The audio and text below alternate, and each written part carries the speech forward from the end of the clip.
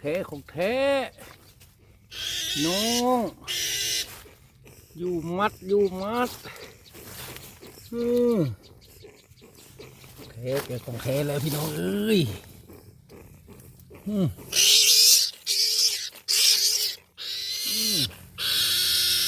ของแท้แล้วทันควันแล้วโจรพี่น้องเอ้ยพังโพนมาอีกแล้วมันมาอีกแล้ว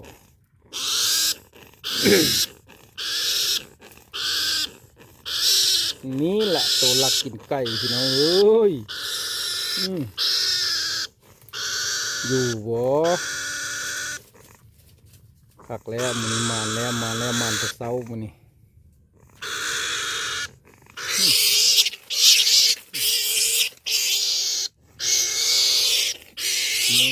มือก่อนละถือกับนกกดวันนี้คือพังพรของเทพี่น้องเอ้ยไข่เน่ามันไ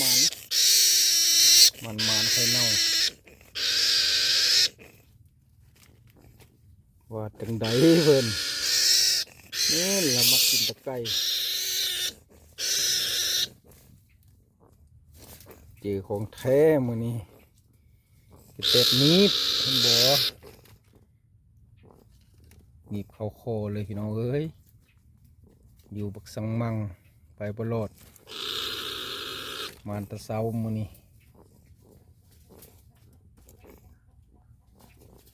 ใส่อันนั้นบ่ถึกแล้วมันใส่กระเต็บคือกระเต็บใส่จันบ่ถึกบ่เข้าเพิ่นลักหลายถือกันมันถือกระเต็บบาดนี่มัดมันป้อมเพิ่นเนาะอยู่วาย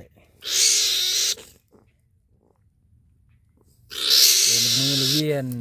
ใกล้กระตากกระเซานี่อยู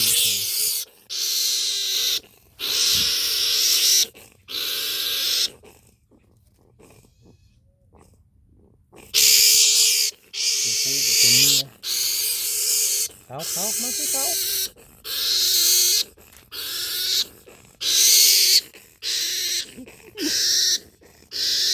โอ้ตุ่มนี้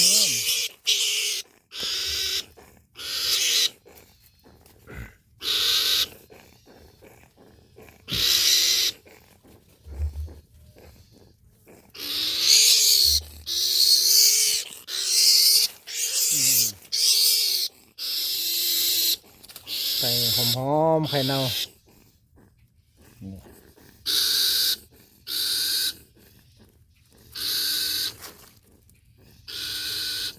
หางไม้บ่อย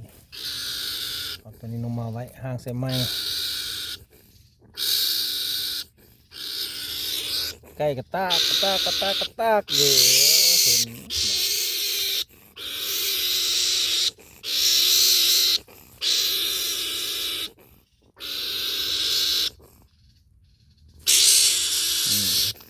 ใส่ตลอดแล้วมีขับควันยังบัวใหญ่ตัวบัวใหญ่นี่พี่น้องเอ้ยง่ายๆพี่น้องเอ้ยวิธีเฮ็ดอันดักเพิ่นขี้ลักหลายใส่จันบ่เข้าใส่กระแตบเอา